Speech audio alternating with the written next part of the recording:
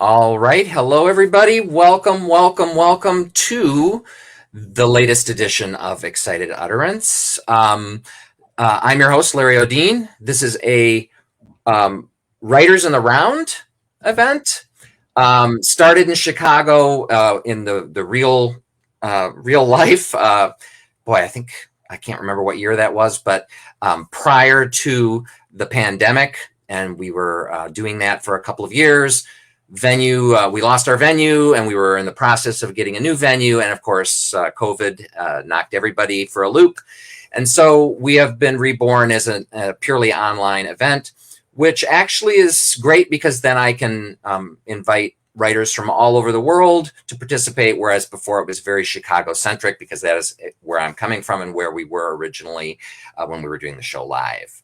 So I'm so thrilled to be joined tonight by Natalie Eilbert and Joshua Mehigan. You can see them up on the screen.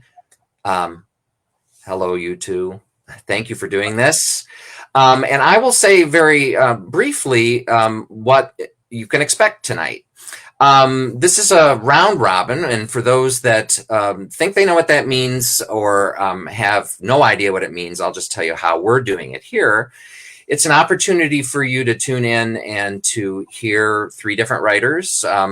We happen to all be poetry-centric tonight, but I know that Natalie does many other types of writing, including journalism. But it just happens tonight to be all poetry. And then you get to hear a little bit of everybody in three different passes. So I don't have to tell you what the times are, but they're shorter sets. I'll start, Natalie will follow, Josh will follow her, and then it comes around again for a second set, and then we do a third set as well. How it's being structured is kind of up to the individual writers working with their time constraints.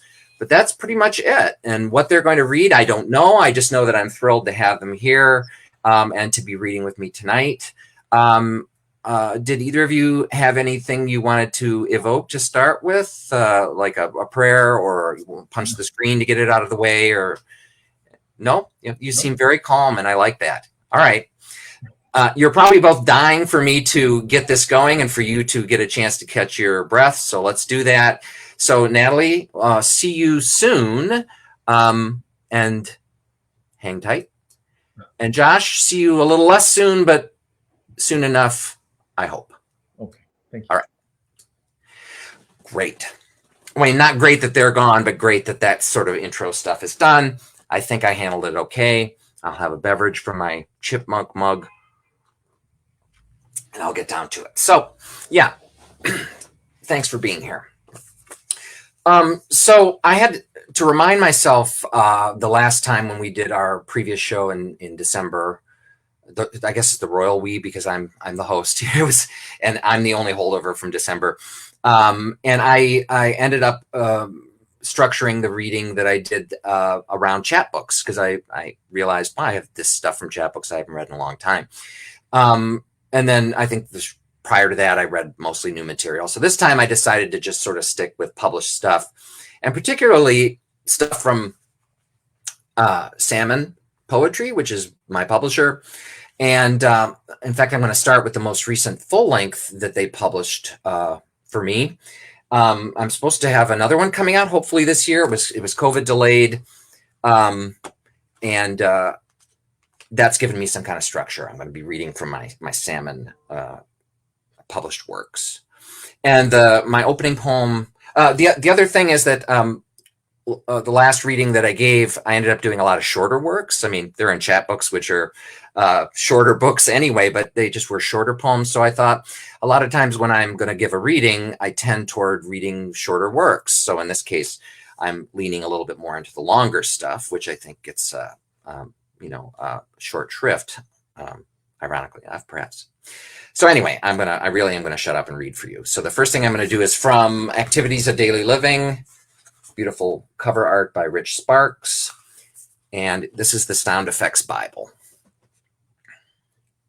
In the beginning, God created the hammering and the helicopter, and the cavern was without footsteps and vacuuming, and darkness was upon the dripping faucet of the sink, and the Spirit of God moved upon the sizzling of the frying pan. And God said, "Let there be light switches," and there was light switches. And God saw the light switches, and it was good. And God divided the light switches from the doorbells. And God called the light switches click, and the dishwasher he called swoosh. And the distant plane and the match scratches were the first incoming fax. And God said, let there be a floor creak in the midst of the whistling, and let it divide the whipping cream from the washing hands. And God made the busy signals and divided the dial tones which were under the hang-ups from the ringtones which were above the dogs barking, and it was so. And God called the coffee grinder growl, and the garage door and the gas stove were the spigot. And God said, let the snoring under the ricochet be gathered together unto one place, and let the alarm clock appear, and it was so. And God called the toilet flush gush, and the gathering together of the cheering called he hooray, and God saw that it was good. And God said, let the cell phone bring forth vibrating, the chainsaw yielding yowl, and the modem yielding dial-up after his kind, whose sink draining is in itself upon the suck, and it was so. And the explosions brought forth glass, squeaking and breaking after his kind, and the cream-yielding shaving, whose scraping was in itself after his kind, and God saw that it was good. And the chattering and the heckling were the studio audience.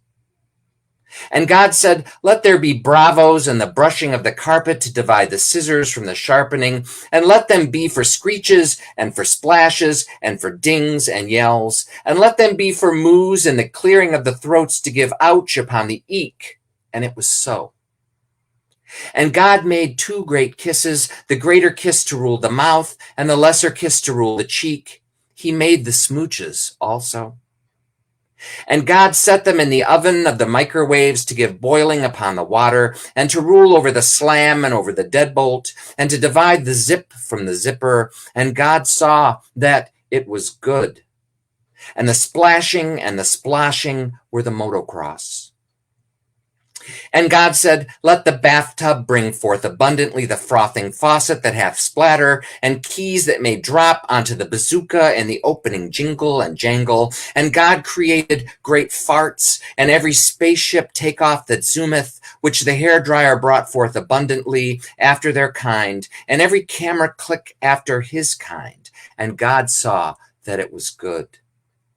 And God blessed them, saying, be boiling eggs, and bubble, and fill the gusting winds in the hurricanes, and let horses whinny on the slot machines. And the burp and the belch were the heartbeat. And God said, let the ambulance bring forth the siren after his kind, shredder and aerosol can, and bang of the firecracker after his kind. And it was so.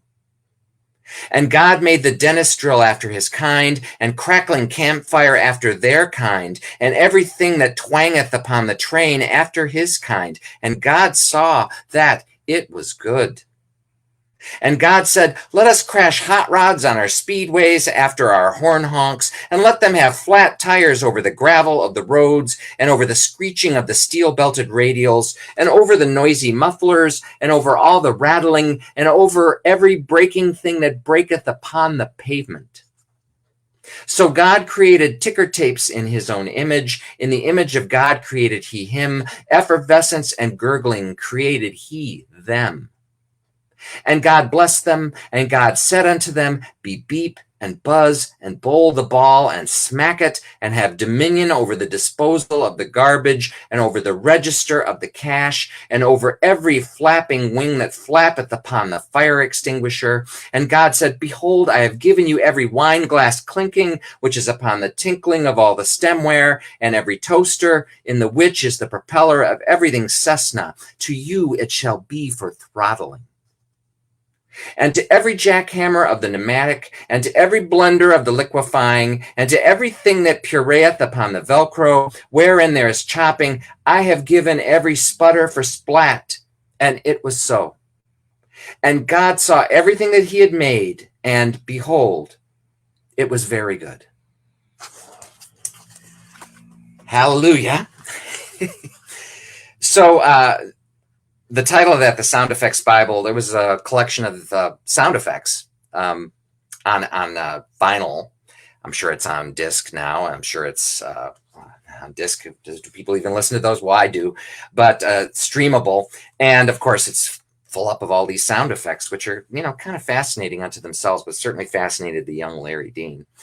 All right. So the next piece I'm going to do, which is actually the second and last for this set, because that was a longer piece, is from the same book. And the middle section in here was a collection of these horoscopes that for lack of a longer description, were kind of culled from various sources. And the first one, I'm just going in the order that the signs appear, is Aries, which happens to be my sign. And then after this, I will bring Natalie in for her first set. Let me have another drink here. The Sound Effects Bible really, really wore me out. Okay. Aries. Negotiations are going down. A series of pivotal moments keeps you adjusting your emotional balance. Be shameless. There's nothing highfalutin about trying to evolve, though some of your old friends may not understand. Confess your big wishes first. Why waste time on the little ones? Your road to success is a freeway, and every driver knows that's not a good place to park. Being around that certain person helps. Despite the fact that you're trying to be more realistic these days, truly magical events do occur. So jump in with that fine-tooth comb and go to town. Tonight, go find the party. All right. So, Natalie, I'm going to bring you in to the stage, as it says, and you're muted, so unmute yourself there. Okay. Yeah. We can hear you. Perfecto. Perfect. Yes. So I'm looking forward to hearing you read. I will make myself scarce, and you can take it away, and we'll see you on the next pass. See you then. All Thanks, right. Larry. Sure. Hi, everybody. I'm going to actually start my reading with a poem by Fadi Jouda. He is a Palestinian-American poet, and as of this point, more than 30,000 Palestinians have been murdered since October 7th. And this is from his new collection, ellipses or ...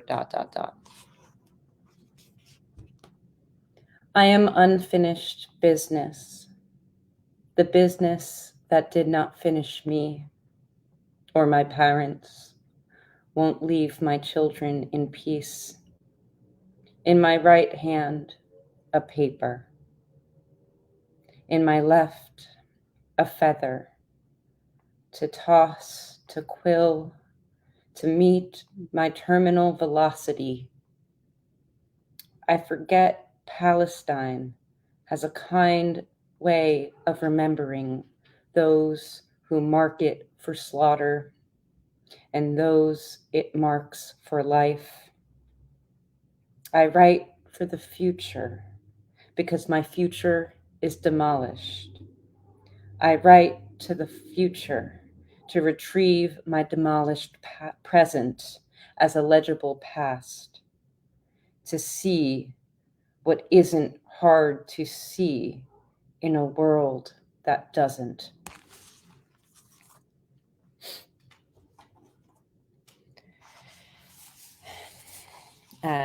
Okay. That is an amazing book. I highly recommend everybody read Fadi and as many Palestinians as you can get your hands on. This next poem, I forgot to set my timer. Okay, I'm going to assume that was like a minute. This next poem is from my collection Overland. This just came out in May. And I guess it's not just, it came out almost a year ago, but that doesn't feel real. So yeah, I will read a few from this collection, which is about these unsaid ways that we are living in a destroyed and ruined planet. It's more of the everyday utterances that we feel and don't feel that are all around us. So I will begin with this poem called Earth, the. Earth, the. Oh, problems. I've never been resilient anyway. The ropes eventually biodegrade around my wrist. Phosphor is a pretty, pretty word, even as it modifies runoff.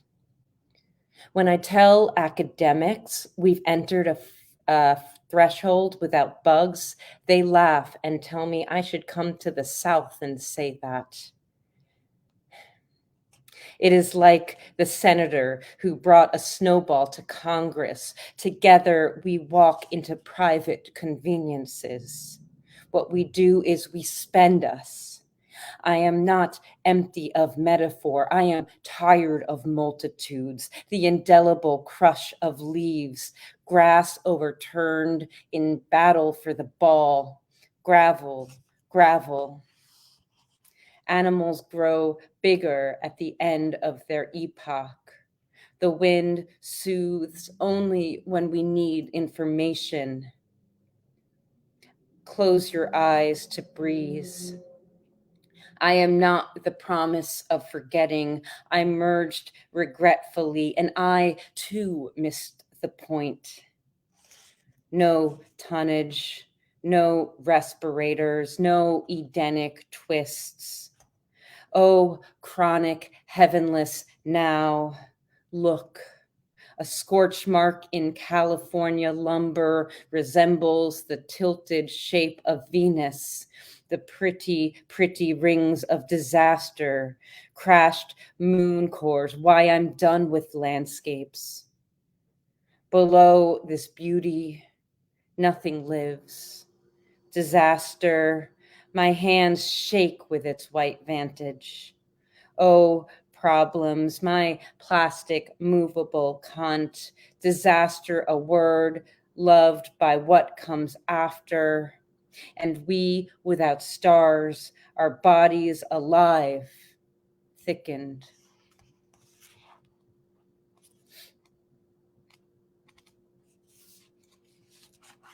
Surge. Invasion is not a metaphor for the virus, and it is not how my country invades. I open a window to let weather in. A river nearby flows over weather as weather invades weather. It is not a metaphor for rain, but how one can be entrapped by the fist of another. Quarantine, named for the 40 days later, thought to cure us.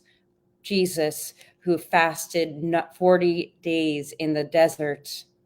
Jesus, I've been hit so hard my ears rang over the broken pinky nail all night. Alone with the fist on one side of my life, a bug on the other. Water runs faster over smooth plastic than rough stone. Never mind the 1 part per billion trimers. Man makes the weather a race to beat, while time has made me scared. An invisible thumb on my trachea, a wrench in my skull.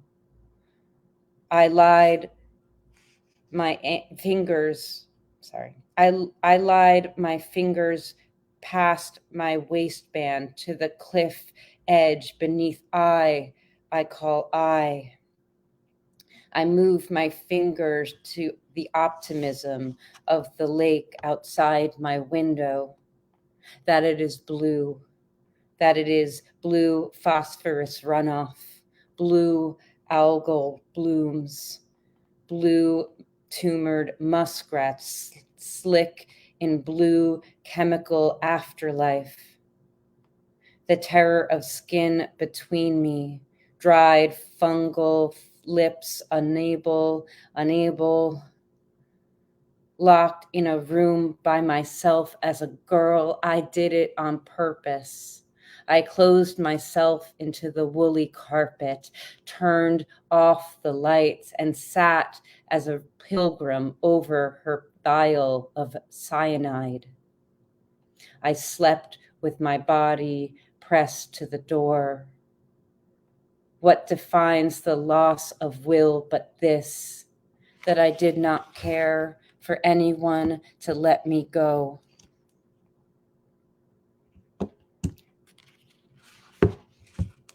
And I'll read one more before my break, which I think at this point I'll tell Larry that Joshua is up.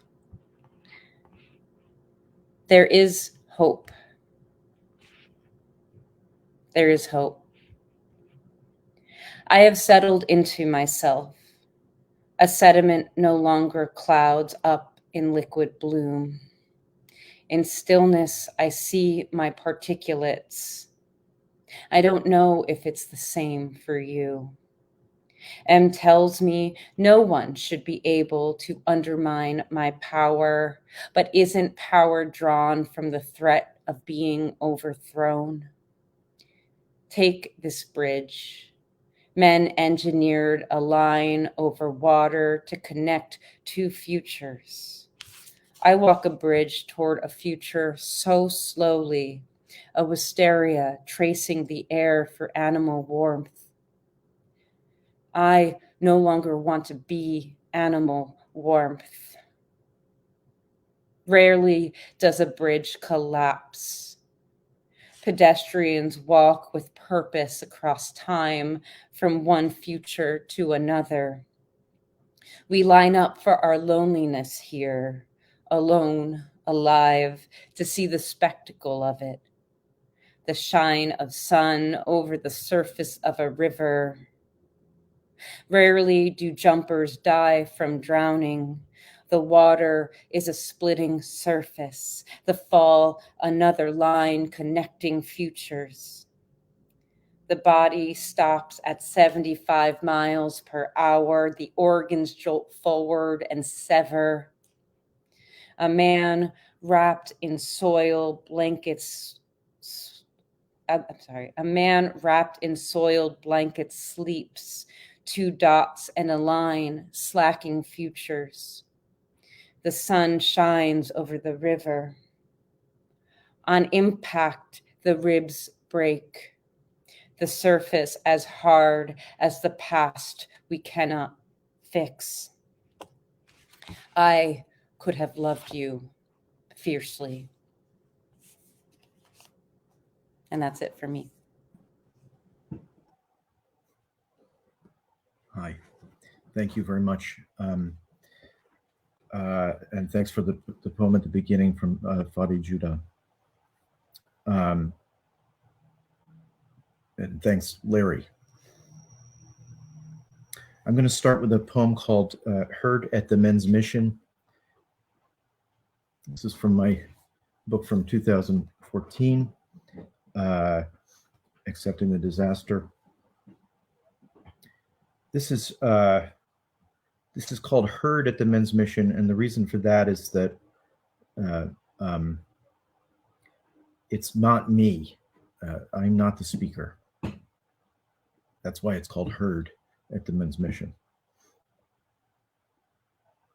I should say Raphael in this poem is the angel Raphael, not the painter from Urbino.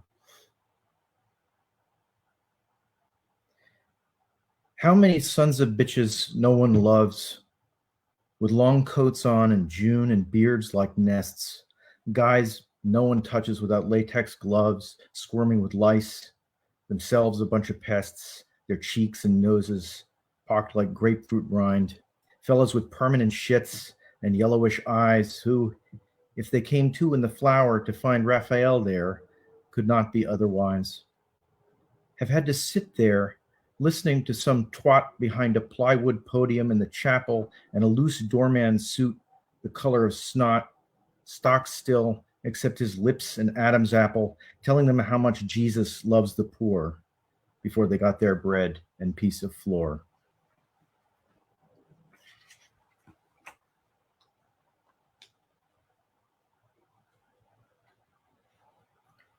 The second poem I'd like to read is called The Smokestack, and it's from the same book.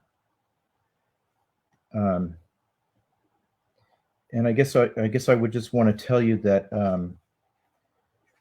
you hear the rhymes. I got the memo about modernism and rhymes and contemporary poetry and rhymes, and I just do it anyway. I also want to tell you, Eric Blair, if you don't remember, is George Orwell's birth name, and Lincoln Steffens was a journalist, I'm pretty sure, Natalie can probably say, who went to the Soviet Union in, I think, the late teens or early 20s of the last century and said, "I have seen the future and it works." The Smokestack. The town had a smokestack. It had a church spire. The church was prettier, but the smokestack was higher. It was a lone ruined column, a single snuffed taper, a field gun fired at heaven, a tube making vapor. The smoke thinned the attention. Its aspect kept transforming. It could look like a cloud or like mosquitoes swarming. The smokestack's bricks were yellow and its mouth 20 feet wide. Its smoke was usually pale, but there was a rust color on its side. The smoke was yellow coral, a bouquet of yellow roses, a yellow beard, a yellow eye, and sometimes runny noses.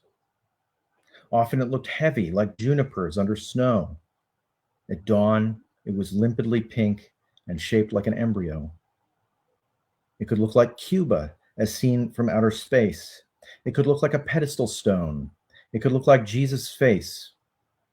The busy residents tended to ignore it, though no one alive remembered a time before it. Sometimes it looked like ermine, sometimes like elderflower, sometimes it looked like a Persian cat, and sometimes like power. It came before Lincoln Steffens. It survived Eric Blair. It was older than stop signs. It would always be there, resembling a tuxedo ruffle or an elephant head or a balled up blanket on a hospital bed. It stopped 3 times a year, but only for one day. Once in the 30s, it seemed to die. Many families went away.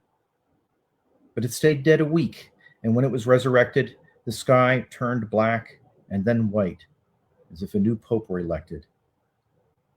To labor, it looked like a witness. To management, a snitch. To both victim and perpetrator, it looked like getting rich. At the Chamber of Commerce, on a postcard of the square, you'd find it in the background, diminutive, but there. On cool summer evenings, it billowed like azure silk. On cold winter mornings, it spread like spilled milk.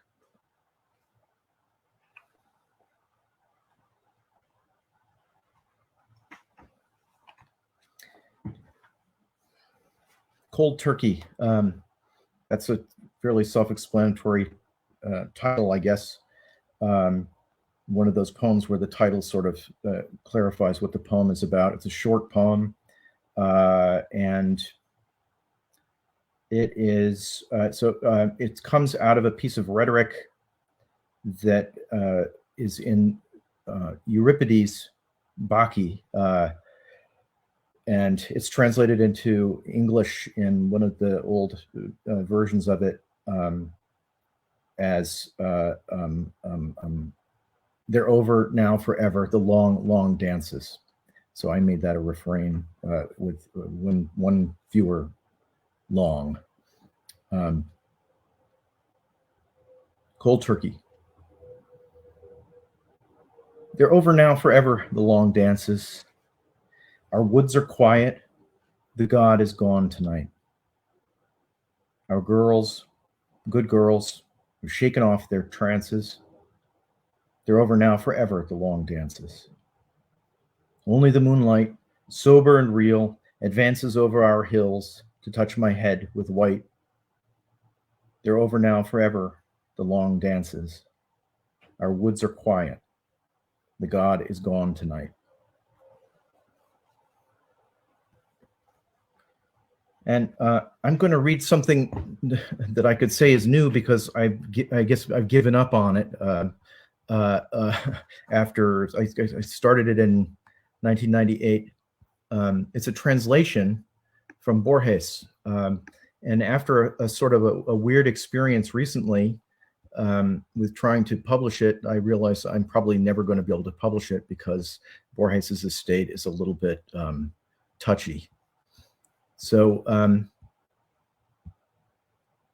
this is a poem called El Remordimiento in Spanish, forgive my bad accent, and in English, remorse.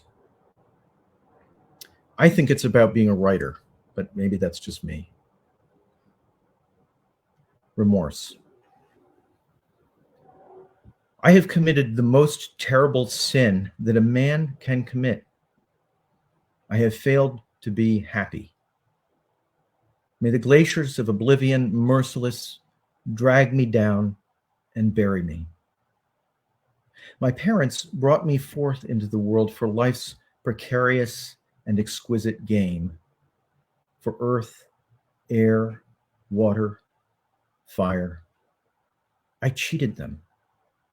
I was not happy. I have not fulfilled the aspirations of their youth. I gave my mind to the symmetric stubbornness of art, which weaves together vanities. They willed me bravery.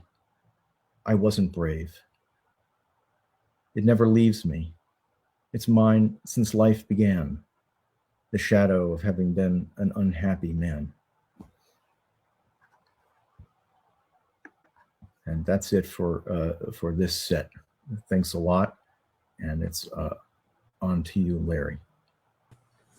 I was being discreet before popping back in there. Yeah, that was great. Wow. Thanks. I did not expect to hear some Borges today, but I feel lucky to have. And you certainly don't have to. And I don't think it was truly an apology, but like I can't think of what the comment was. I got the memo from modernism or whatever. That was very funny about the use of rhyme. I mean, I think the pendulum tends to swing. And actually, I'm reading a lot more rhymed work now. And the thing I love about yours is that the rhymes never feel forced to me at all. Very surprising. Thank you. That's makes me happy to hear that, of course, always. Thanks. I appreciate it. Oh, of course. And you're sounding great tonight. I'm so pleased to have you here. And between the reading that you're doing, I can just ogle the books behind you, and I can feel pretty contented on both levels. I thought that I wanted to try to find somewhere else because I'm sure people are sick of looking at books behind readers. So, but I'm happy. At least it's not the fake bookshelf, that it's the real deal. So like the inflatable bookshelf that you blow up beforehand and put it behind you. Yeah, never mind. Yeah, exactly. I think I'd rather just see some completely artificial background than the fake books. You know what I mean? Yeah. Well, I'm sure you want to catch your breath. Great job. And I'll say it at the end as well, but Natalie also was awesome. So I'm really pleased to be here tonight with both of you. So, thank you. All right. Catch your breath, my man. And I'll see you next time. Okay. And then my de rigueur seat adjustment, swig. And yes, so much to thank for Natalie and Josh for being here. Okay, so continuing my journey through my publishing with Salmon, here is the first full length that they did for me, which is a little over 10 years old now. It's kind of astonishing to think. And the first that I'm going to read from here, let me look at this. Yeah. The only one I'm going to read from here is called The Angry Whopper. The angry whopper is mad as hell and not going to take it anymore. The angry whopper is a road rageaholic. The angry whopper is so tall for his age, the other kids make fun of him and he whimpers and stomps out of the room. The angry whopper has been galvanized by gloom. The angry whopper is a misunderstood genius, or so he'd have us believe. The angry whopper is affronted and annoyed whenever mistaken for a double quarter pounder with cheese, fiery and fuming if christened a baconator, piqued and provoked whenever fancied a mere White Castle slider. The angry whopper flunked anger management class again. The angry whopper chafes whenever it doesn't get its wrathful way. The angry whopper flaunts his flame-broiled burger patty furiously. The angry whopper whoops its enemies upside their adversarial heads. The angry whopper's ill-tempered tantrums tersely traumatize the collaterally damaged. Splenetic, riled, and resentful, the angry whopper battles the blithe Whopper Jr. in a duel to the death. The angry whopper convulsed into choleric spasms of disdain. The angry whopper broods with a solemnly sullen and sarcastic brain. The angry whopper aggressively ignites the taste buds of its open-muzzled eaters. The angry whopper is displeased and discordant, maddened and mordant. The angry whopper blithely bitches about any old goddamn thing. The angry whopper stormed out of the big meeting in a hateful huff. The angry whopper's impassioned speech to shareholders did nothing to quell fears of a ferocious free fall in an exasperated economy. An indignant sesame seed bun and sour yet spicy, cross but crispy, sulky, sizzling onions voted to secede from the angry whopper. They lost. The angry whopper jalapenos, jalapenos, jalapenos all the way home. A paranoid angry whopper thinks everyone is against him.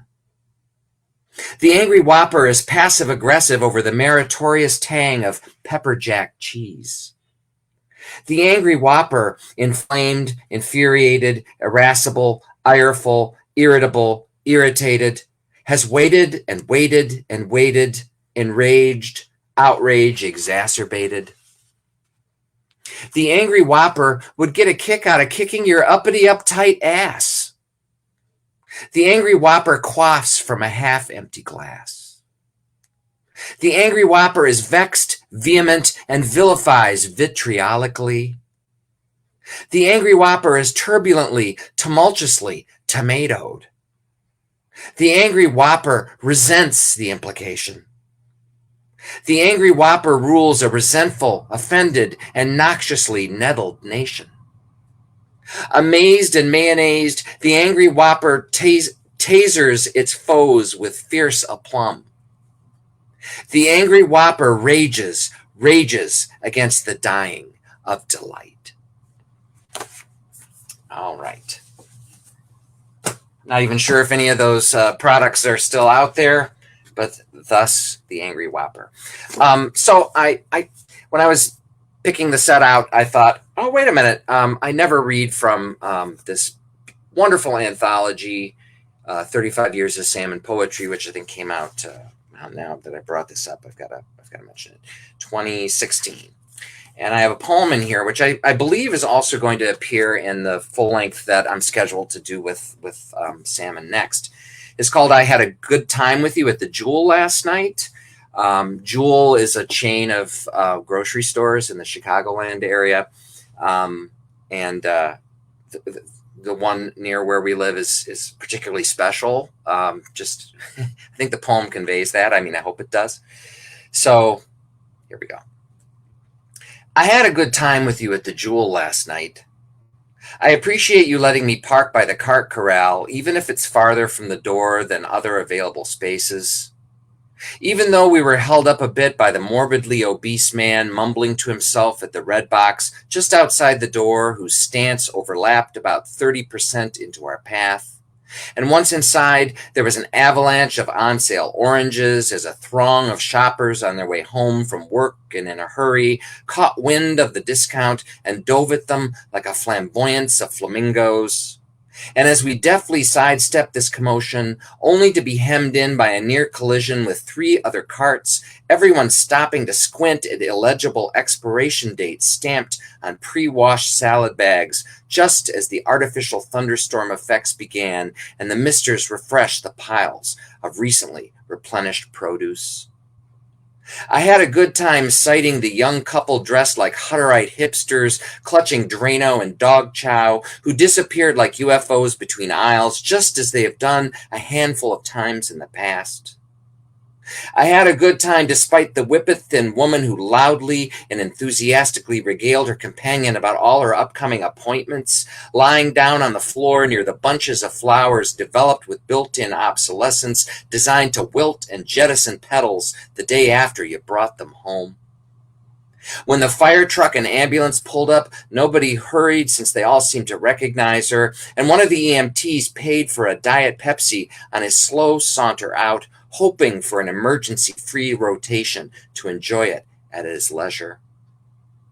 I had a good time hearing the 2 Somali cab drivers laughing near the lotto ticket self-service machine between fares and between worlds.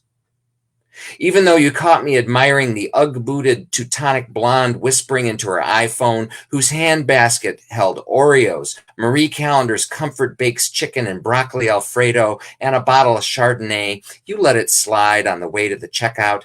Not the lane with the shortest line, but with the mildly autistic or OCD bagger who gets riled if our cart isn't in just the right spot because he has his job down to an anal retentive art most of the time, being fast and fastidious and dependable, unlike the others who throw caution to the wind, or more specifically, cans and bottles and potato chips indiscriminately, not caring the way he cares, philosophizing just under his breath, stationed at the terminus of the conveyor belt, bearing our perishables into his outstretched hands. Even after unloading the cheap plastic bags of purchased products, some full, some holding only an item or two, perhaps thematic, such as cotton balls and grapes, round, or tortilla chips and Hershey's Kisses, airtight, I smoothly eased the cart into the skeleton of another, ready to be centipeded back inside the store later. By one of its lot-roaming, turn-taking employees, and we were gone. I had a good time, and hope you had a good time too. These lines are super long here, and I was proud of myself for having gotten through most of it without losing my place, and then toward the end there, I realized, that's not done. Okay, so I have one more for this set, again, of the horoscopious poems. That's what I call this section in here. And I believe, if we go by the signs, Gemini is up next. So this is dedicated to Josh. I have no idea how this could pertain to him on any level, but let's find out. Gemini. And then Natalie will be up. To you, objects are not just lifeless things. Ask the questions that can confirm or deny your inkling. Now it's more clear than ever what you prize most. Do very little. Watch the ripple of excitement you start with this in yourself and the object of your sweetness. There's a kinship with Taurus and Sagittarius. You have superhuman energy. People have trusted you with information that could sink them. Splurge on books, lectures, and education. Your subconscious is easily accessed now. The low man could hold all of the power. If you accidentally discover where you are weak, it's a blessing. There's a party going on in your mind. Thank you. Natalie? Thank you, Larry. I never expected to hear a poem with Whopper Juniors in them. Well, even you went right to Whopper Juniors, which I appreciated. Well, I figured once I got into the whole milieu of Whopperdom that I had to give Whopper Jr. their props. Yeah.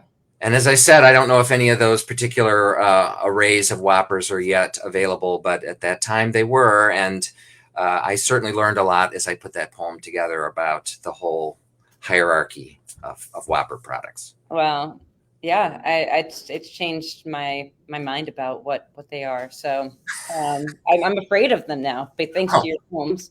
Yeah, wow. Oh, I feel honored. Honored to have brought that fear to you. I'll avoid them. And I'm going to let you go here and get started. But your reading before was really wonderful. You did the thing that I used to call those doing a cover poem, by picking a wholly appropriate one. So I was really pleased to hear it, and you're just sounding really great tonight. So thanks Thank you, again. Larry. I appreciate it. Of course. So here you go. We'll see you on the next pass. Okay, great. Okay. All right, and I just want to say, those poems are so good, and I agree. The rhymes are really well done, and it's such an honor to read with you tonight.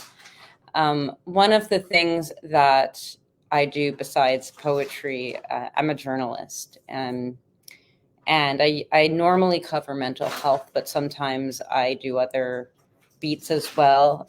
So today I covered a double homicide. It was the trial, and it's, one more domestic violence case. A man with repeated domestic violence in his criminal record, who finally murdered 2 women with a knife. And so that is just what I do in my for my job, and it sometimes these stories do really affect me. So I'm going to read a series of poems from my second collection, Indictus, which is all about assault and men getting away with sexual assault and domestic violence, and how that's just part of our society. So this is from a long poem in Indictus, and it's called, the whole 40-page poem is called Manhole. And this is a section from the book that really deals with my neighbor from when I was younger. Manhole. Katie L. hooked her finger inside her cheek to describe what it felt like to sleep each night, sick from every germ, sick again from the spread. We were best friends, our mouths linking our hurt in the rows of teeth we bit with to bite through. The body draws some funny weapons. Someone took her in a van, taped her weapon shut, left her on the grass 1 block away hours later. They called her fine, because that's how we monetize damage, a transaction of skin against survived skin. They dropped a coin in her palm. Its warm nickel bridled her with purpose, so she never spoke again. Was the van a white van? They urged as she stared. Her stare was a white van, or it was not. The L's abandoned the house and never returned. No address, no answer to the white vans chewing through wilderness. Sylvan weeds trembled through the L's dirt, grew toward clouded residence. A vacuum filled their acreage. A void ate their home. Everyone called what happened a damn shame. A damn shame absorbs into the body, to messes loudly, and no one speaks of girls' bodies as anything but accident. A damn shame is when they describe Katie L. as adorable and blonde. Jaundice halos above her bedpost night after night. I read her Simone well. A hurtful act is the transference to others of the degradation which we bear in ourselves. The van doors slam, the men disappear. I am learning what forgiveness means by means of looping thread through the bobbed heads of stick men. No, I am learning what forgiveness means by pressing my ear to their limbs to hear the debt of their pulse, to hum the slick red of such apology. I take beauty into a landscape and split it open, the scent it makes to chew its flora, an act of transference. The white van extends its limbs to taunt in the game of life and limb. True emptiness doesn't exist on the planet. Isn't that something? Holes are essayistic then, a drill's devotion, where we toss our prodigious girls. Katie L. was a hole that entered the white van. The men choked on her gases until little holes blinked through their skin. They feared her vacuum. They emptied themselves of the vacuum by placing her in the gentle grass. They never even touched her. Routines of devotion are lonely like this, as when my own smell calls back a man who blamed me for the odor in his bed. Do I remember when he brought my face to his sheets and demanded I smell what I made? I do not, and I loved it. I pushed a disc over memory so I could breathe freely over it. What are we to do when our avatars form imaginary lines over streets and meadows to lure us back to place? What do we even mean when we call a thing a meadow? A meadow plucks petals from a flower. Dead girl, not a dead girl. Dead girl, not dead. Dead. Film offers a continuation, a way of reframing reframes of a scene that in order to happen must first happen. Film can rupture country to remember what came before and after kingdom. My country is a white van. All the presidents spill from the opening door when they see us walking. My hips sway back and forth, and I wake up to the terrible electricity of being seen. When I cup my palms, I peer inside the hole they make. Temporary. Harmless. I push a fist through bread to demonstrate my force. See how I knuckle my way into the first phase of power. Power is a hole suitably buried, a father's flabby throat. I dream inside this relapse into film. A hole is made of every ugly dead girl. Emptiness grafts itself to believers, the loneliness of form and swallowed eros. I don't know Katie L. anymore. Her name a rope in my gut I can't pull. My dad texts me and asks me to name all the men in my book of men. I drop my phone into the sound in reply. I approach all questions with access to a nearby hole. Do you get it? I ask inside Katie L.'s mouth. I compose letters of forgiveness only after a drill sounds. And I will stop there for this set and welcome Josh back. Oh, you're muted. Sorry about that. That's okay. I just said thank you and then was silent. Okay. No, thanks very much.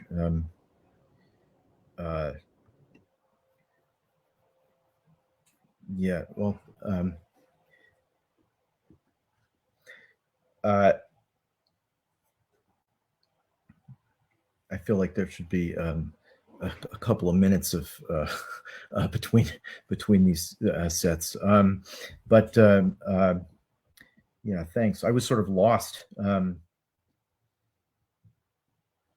It occurs to me, which might not have occurred to me to say, and this it will not come across, but I'm just going to read one poem in this set. It's longer than the others. It's in a book. It's actually from a book of fiction, but it's a poem. It's a legit poem. It's actually metrical. Doesn't rhyme though, this one. But I almost would never announce that a poem is metrical, but I feel like I should tell you that if I'm also telling you that it's from a novel. But the subject of the novel is, well, it was going to be called Men because of a men's room sign. That's not the name anymore, but it is one of the main themes in it is similar approach from a different angle as some of the other poems tonight, particularly Natalie's poem. It's overlap. There's overlap. This poem is called Demo Mode, and it requires a little bit of explanation. Just a couple of things. Like I say, it's from a novel. In the novel, it's printed like prose, but it could be lineated. It's lineated in the version I'm going to read.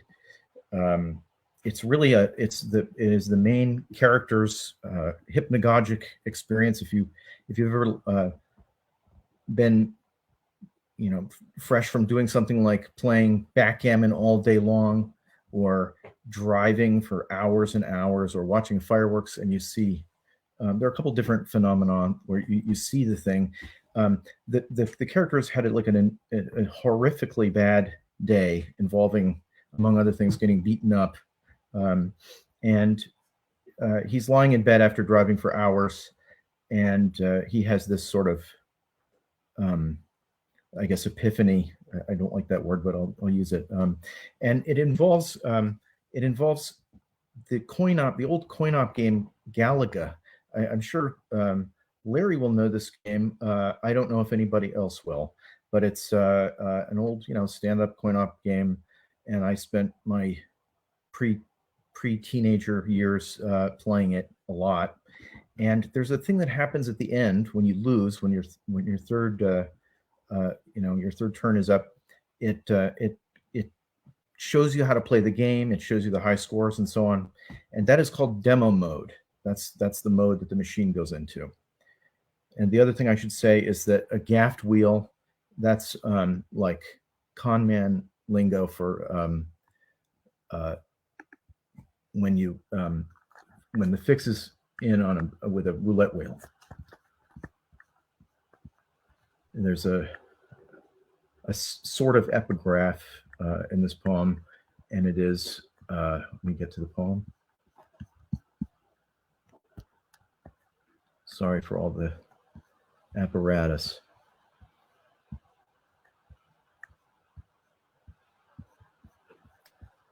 Sorry, I'm trying to get to it.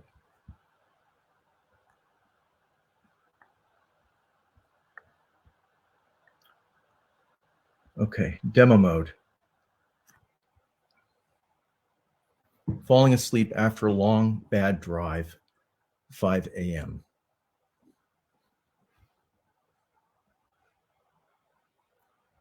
Like coming to already on the run in darkness, with the small lights soundlessly ordering and reordering themselves outside, alone like that at night, not seeing the panel of impartial instruments or their consolatory glow, aware only of the repeated scenery always appearing up ahead, arising from nothing, and so easily disappearing into the edges of the visual field.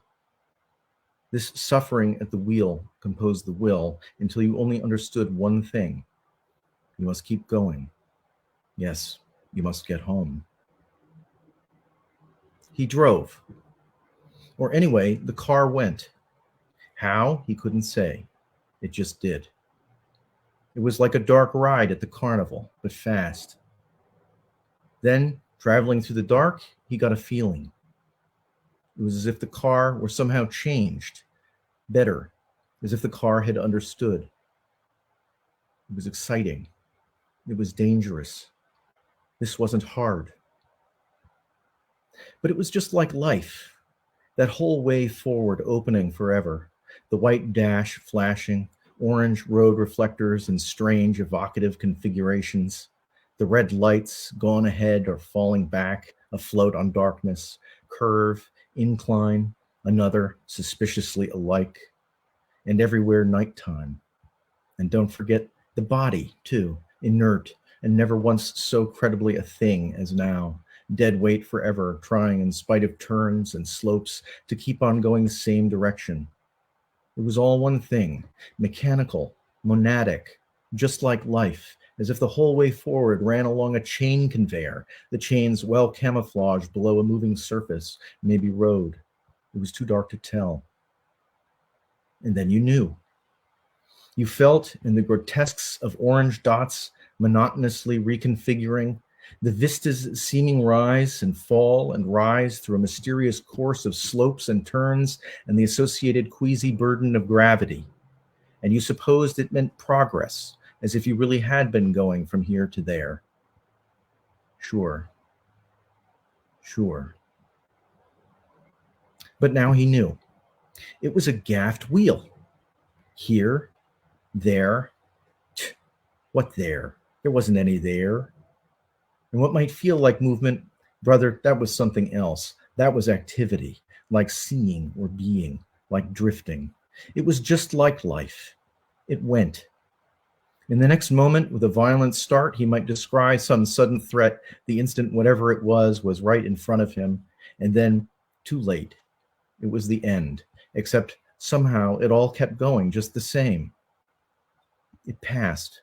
Same cheap, looped scenery, no depth, as in the moments after you were killed but hadn't yet absorbed the fact or quit your prized spot at the Golden Age arcade game when, independent of your will, the system, since you had not achieved galactic hero, would enter demo mode, and on the screen, the field of stars kept running in a loop, stars looped and not a sound, all sense of time and space collapsing. That was Galaga. That was like this was like that. But when, as always in that game, the stars had run on into demo mode, results, then score, adduced in silence, rival craft in silence throbbing above your craft, no longer yours, till, shocking and routine, the model sorties fell with a sound of falling, tractor beam and fighter captured, then the copyright. In those low moments, he had stood, no quarter, and stared as, through an idle interval, a part of him, the quickest part, went on in stealth, maneuvering. He drove, or anyway, the car went. How seemed almost immaterial. It just did. The mind, too, when you came to think of it, was such a craft. Loved, obsolete machine, no player, never. Golden Age arcade game in demo mode. The mind kept going, like the dark rides at a carnival, but fast, kept going. It was so confusing. Oh, he'd always known. He knew it at 15, at 12, when he had stood a few feet back, both hands hung buzzing by his sides, no player, still primed as always to respond. The old extraterrestrial imperative. He felt it now within, and he kept going, following with his mind and with his caring, because he also understood he must infer position and velocity from curves and from dead weight, from silver-orange points, from the points and points, point after point after point, more from points of silver-orange, and sometimes up ahead, red light, red eyes that rose and sank through night like Vantablack. And so he also understood he must obey that system, which was memoryless, no stars, no sorties, and no tractor beams. And though it wouldn't change a goddamn thing, he must keep going. That was the whole point. It really didn't matter what he wanted.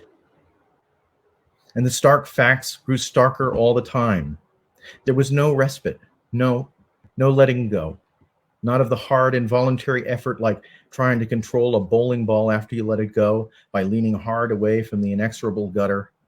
Not of his weight, not of his hands' malefic grip on the wheel gone too, the hands, the body gone, only the mind itself traveling too fast out in the open, Still, he must get somewhere. Where, he wasn't sure. It wasn't even possible to stop, not till he reached the end, not till he'd moved from the place he himself was in already to the one he had been in all along. And that's the end of that poem. Thanks a lot. Wow, that was awesome.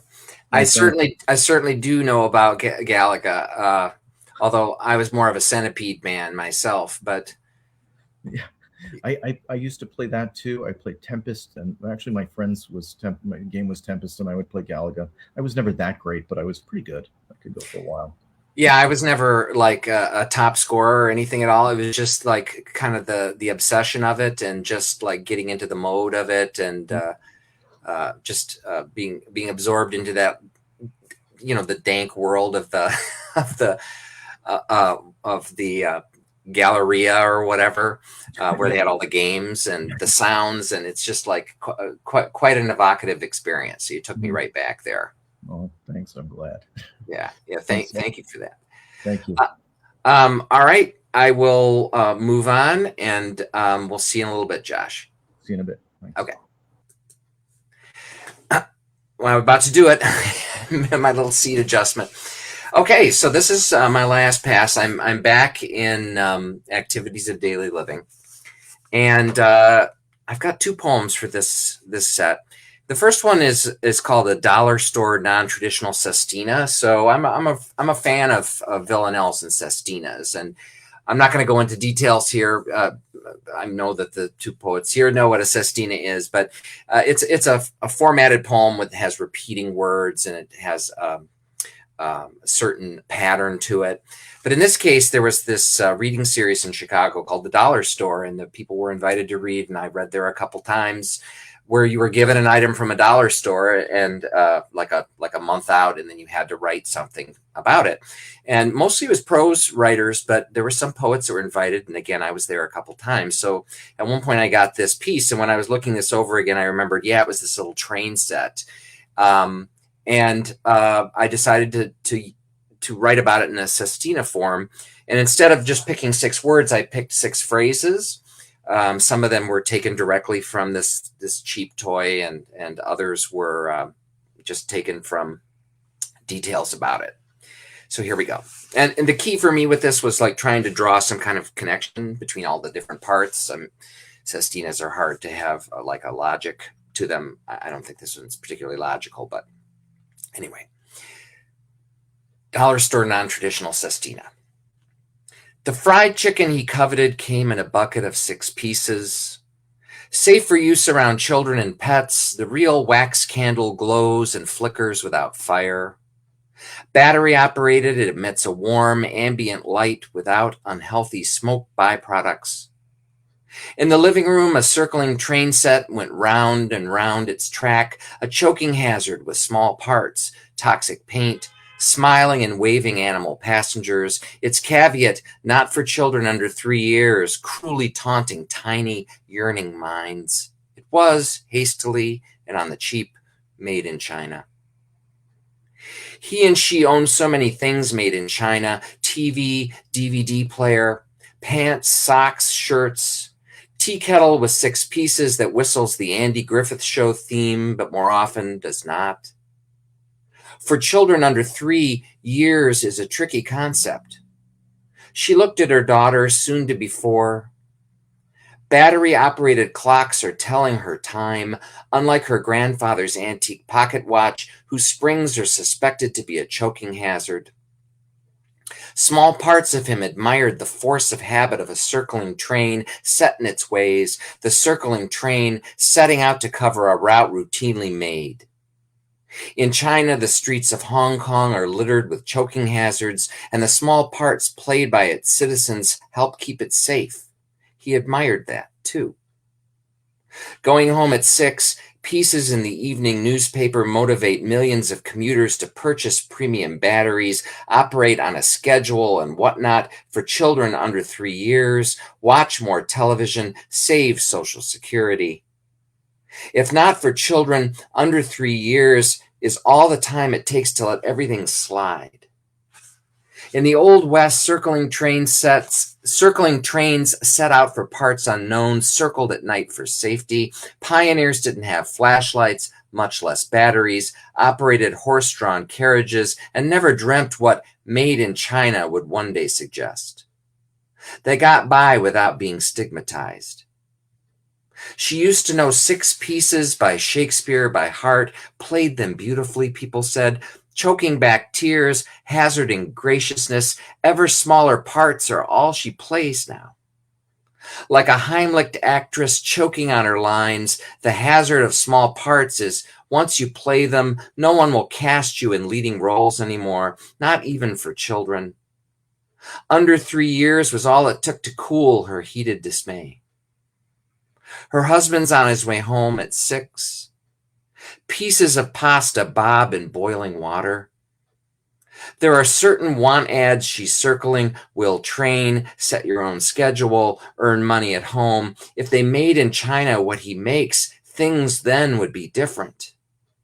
Neatly displayed in a battery, operated from the backseat of her car, Tupperware tumbles at each unsuspected speed bump. In a battery operated on the spot, she parks and promotes her wares. Some contain choking hazards, small parts of kitchen utensils, plastic molded whatsits, knickknacks and accoutrements made in China expressly for the U.S. market. She wraps her fingers in a knot. 4 children under 3 years old walk toward her unaccompanied, weaving and circling. Train setbacks have delayed his homecoming to 6:30. Pieces of jigsaw puzzles made in China displaying pictures of battery-operated cartoon characters are down to 6. Pieces the kids don't see as choking hazards, small parts that might injure them, are not for children under 3 years. But a child's mind is a circling train set. All right. And last, but hopefully not least, is the third and final from my little horoscope series here. This one is dedicated to Natalie, who is a Leo, I'm told. And let's see how this might apply. Leo. You're so confident. Pay attention to amateurs. Take control of your mind. Stars favor you as you dance through precarious lines of reason and whimsical patterns of thought. You conveniently forget all of the gaffes and slights made by someone you, for the most part, like very much. And better still, you're paid for this amazing ability. An entertaining emergency could arise in the form of unexpected and hungry guests. Friends alternately envy and celebrate you. It's not the puzzle you thought it was. One foot in front of the other takes us there, even if we don't know where there is at the start. Besides, you're brilliant when others leave you to do your thing. Relationships need care, just like pets or plants. Go with it. And on that note, there she is. Thank you, Larry. I'm not sure if that captured your essence or not. I'll allow it. I'm a little startled by the fact that it actually had a connection to like the poem that I read, because I didn't read these in advance. You know, so mic drop. Yeah, I think it's all pretty accurate. Yeah. I'd love to think so anyway. I'm glad that I was able to capture your essence many years in the past. Thank you so much. Of course. I will let you do your thing. Thank you. And then we'll see you at the end for the big send-off. Great. Well, Larry, since you read a Sestina, I will read a Sestina right back at you. Oh, all right. I'm prepared to be blown away. It's funny you should say blown away, because this is a poem about a volcano. This took place in 1650 in a volcano in the Aegean Sea. Cape Colombo is the name of the volcano, and Santorini Island is where it blew up. It is still an active volcano. Colombo, 1650. It wasn't wind, it differently burned. My child's child, a reptile in pumice, a white that wasn't a cloud. Santorini, a blown gasket disappearing into a future without us. I had no skin. So many nights I held my wrist over coal to cauterize the open veins. To not die, you see, was a powerful choice. To every morning, this was all to life there was.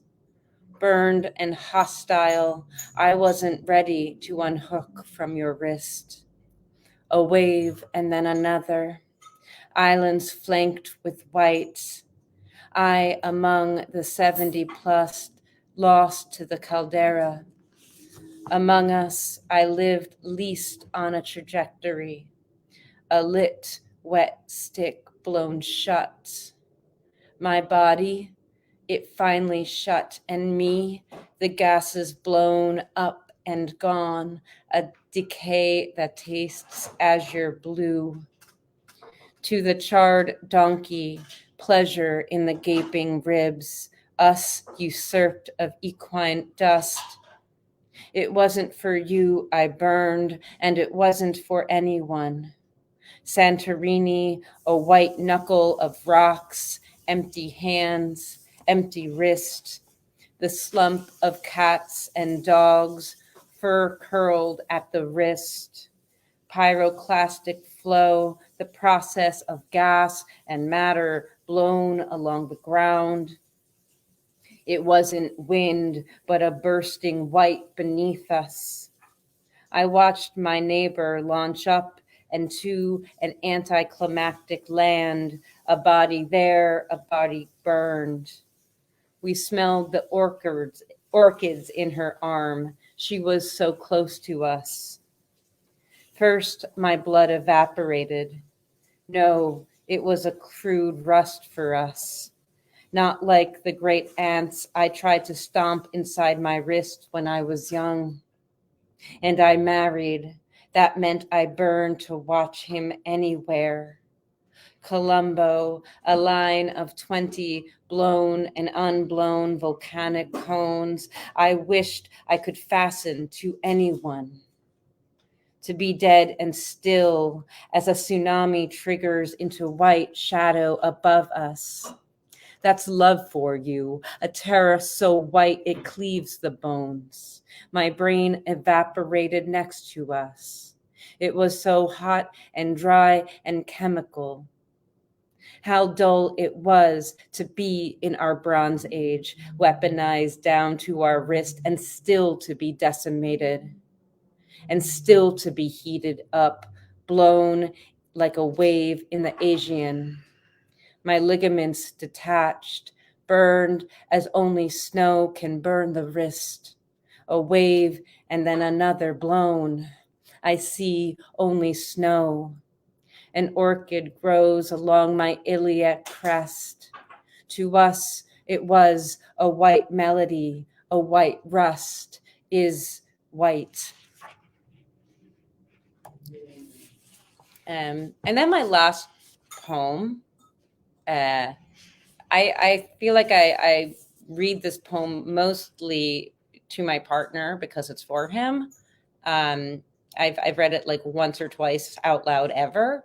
So yeah, I'm going to just imagine I'm just reading this to him again so that it just feels natural. It's called, he's moving over right here. Okay. For Seth. It's you who clear the thicket ahead first, your lank body bending and straddling lines and edges of woods until it opens, as we think it does, to a sparkling blue bay over which limestone cliffs cut. I touch the rock and hope the energy travels the latitudes of the escarpment. New York in another place, How odd that this is so. But I squash for a time the insect inside me that needles in my ear comparisons between here and home. I thought nothing would touch me. Not the woodchuck sauntering along interstate grass, not the great white trillium flirting with a ruining earth, not the lake after which I named a book-length poem while wanting to die. But there you are, stooping into a shallow cave to describe Silurian rocks and agricultural runoff. The air smells wet, like matter cursed to exist beyond all futures. We don't walk far before we're kissing again, our breaths gaining heat, hands feeling for our most ridiculous parts, which I regret to say throb. My cheeks hurt from smiling in a nourishing way. There's no fear of time, what it has done, and what it will do. With you, I trust the day will open as we think it does again. Thank you, and I will send it off to Josh.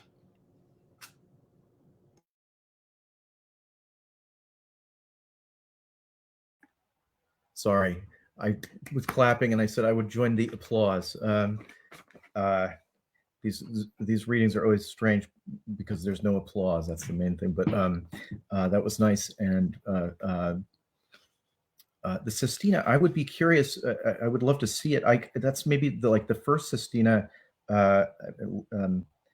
Larry's, I was able to kind of track the repetons, the last line, the last words, but which is, there's nothing wrong with that at all. But yours, I completely. I mean, I know what they are because I started listening for them specifically, but or I think I know what they are. But I was able to forget that it was a sestina while I was listening to it, which has benefits also. So that's thanks. That was great. Thank you, Josh. Yeah.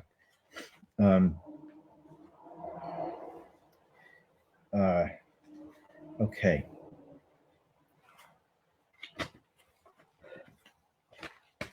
This is called Down in the Valley.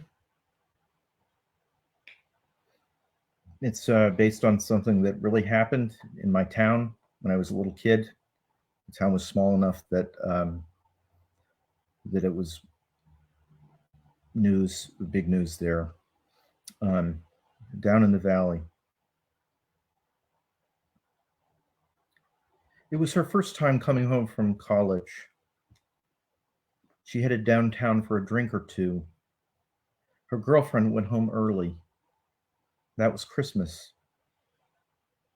Now, under sapling pine trees in the clearing, snowdrops are coming back to their old places. They had been gone a lifetime. Now they stand poised like a choir on the verge of singing. Nature is just. There's nothing left to fear. The worst thing that can happen happened here.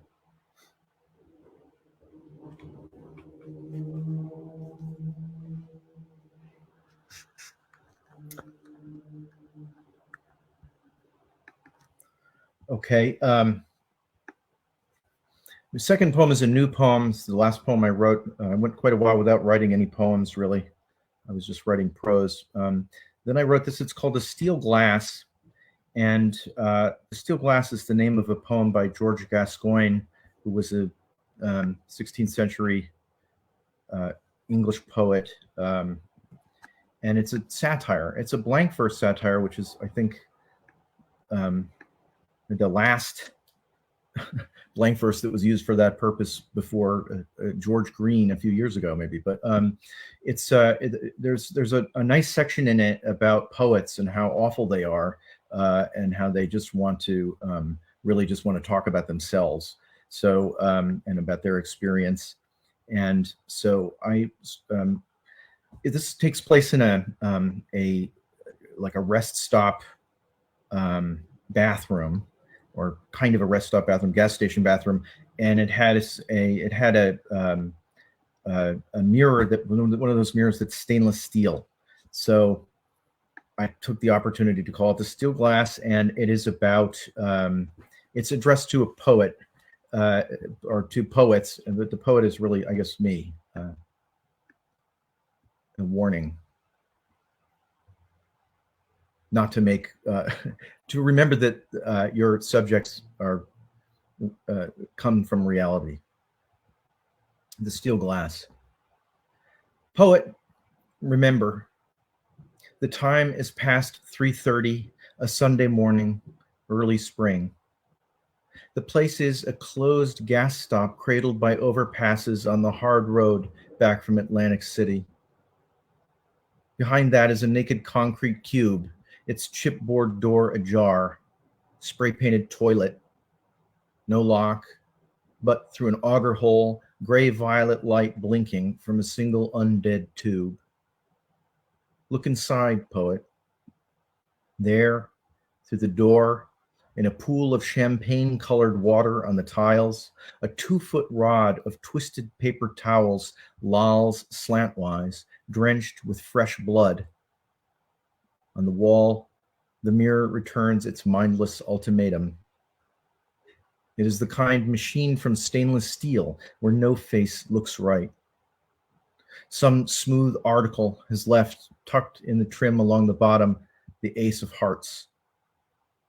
It's all for you now. Who else, stumbling on this picture, could ignore everything but the lucky metaphor picked from the ditch pile? Who, poet, grifter, but you? And I should have said, ditch pile is, just it's another, randomly, another, not randomly, another, like card playing lingo for the draw pile, where you can sometimes be an opportunist and win a hand by taking somebody else's card. And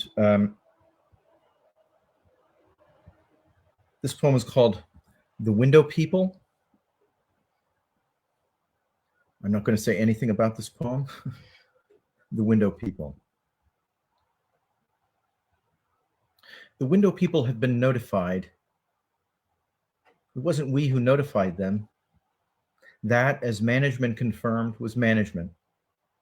We waited. Nobody came. Nobody comes. In the dream, the window people have arrived. They stand in their blue jumpsuits by the window. The white light pours obliquely in behind them as both men take their places in our kitchen. They touch the frame. The one knocks the wood and nods. We stand a few feet back to let them work. One holds a clipboard. On a form, he makes notes in blue ballpoint. That one stands and looks and rubs his chin. He is a handsome man. Both men are handsome. Really, they might be twins, standing there face to face before our window. They confer. But comprehending what they say is hard. We have waited. We've expected them year after year, day after day, and now the window people are about to speak. One nods to the other. His lips are pressed together. The other folds his arms in front of him. The one in charge stands still a moment, smiling. He shakes his head. The answer is no. It is no. And finally,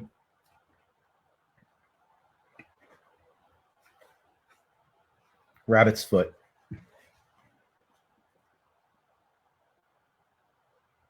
Grandfather Rabbit and Grandfather Hare, forgive us, your forgetful progeny who unleash dogs to shake you in their jaws, then sell your hacked-off hands as souvenirs. Forgive us. Our hearts, too, are very little and race with blood as tenuous as our fate. We also tremble helplessly or flee.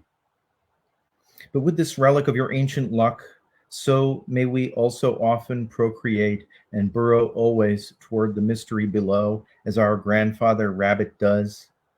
And may our naked children, as yours do, grandfather hare, drop always open-eyed onto the sunlit meadow of despair. Thank you. Thanks, Larry. Thanks, Natalie. It's been a pleasure. There's the applause that we were all. It is a little weird not having the applause, right? You don't kind of, you don't know you miss it as much as you do, but yeah, none of it feels real.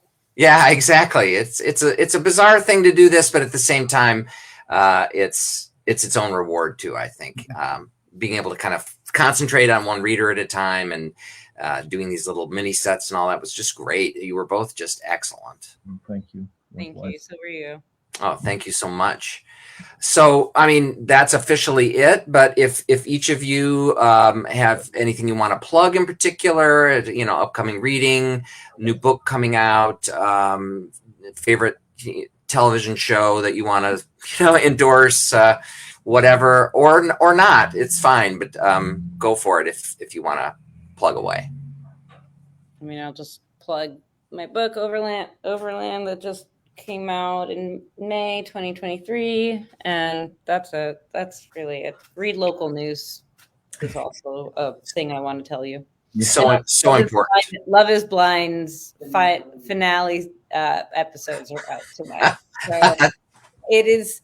I contain multitudes, and one of those multitudes is trash television. A lot of people contain that multitude. That particular, yeah. No need to apologize. Yeah. The world's on fire. Let's just watch people humiliate themselves for entertainment. Josh, what about you? Do you have anything that you want to plug in particular, or?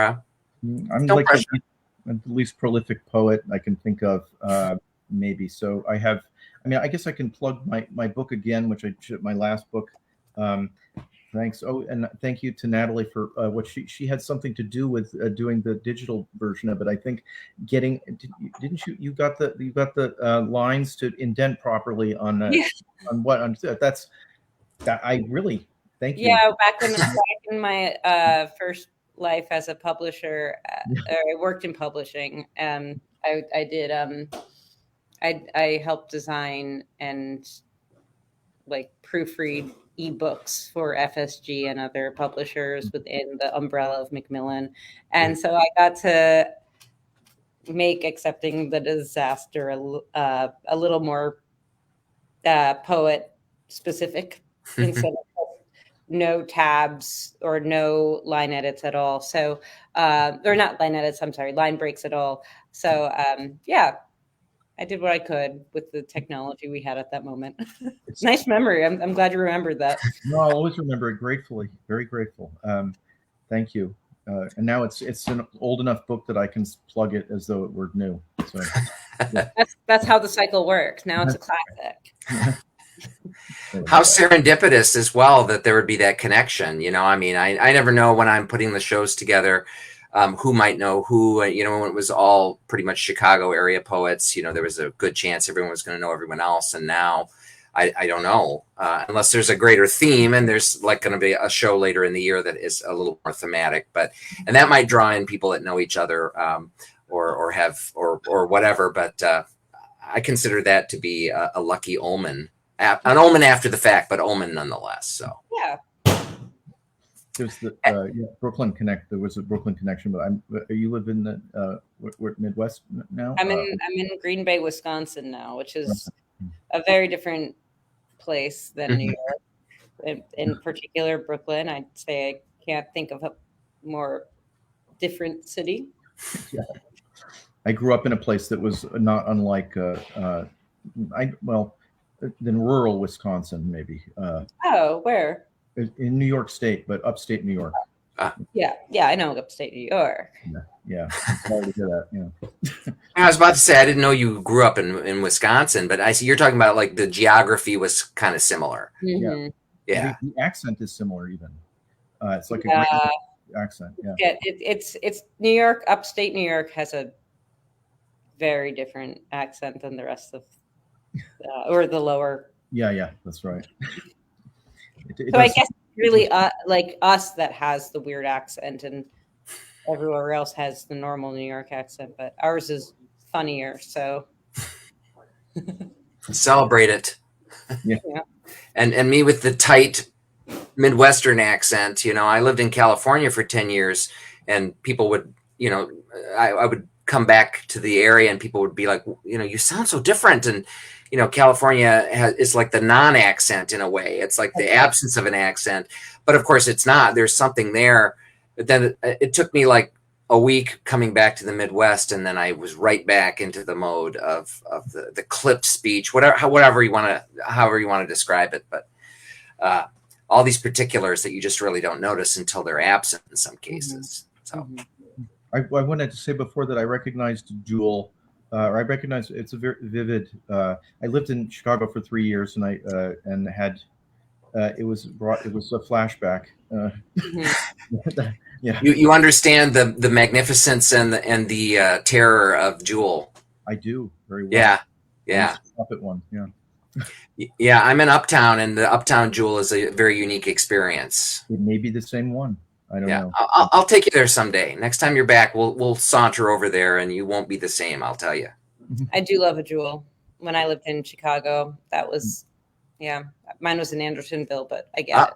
Also lovely. Yes. This was in Rogers Park. Yeah, that's right? Yeah, Rogers Park. Is that right? That's the name of the. Yeah, Rogers Park. Yeah. It's been a while, and there's been a pandemic, so yeah. Yeah, exactly. Yeah. Well, I won't keep you any longer. I mean, thank you so much for doing this again. I really appreciate it. Let's keep in touch. Yeah. I'll certainly be reading your work in print, online, and etc. Thank you again to Josh Mehigan, Natalie Eilbert. Appreciate it so much.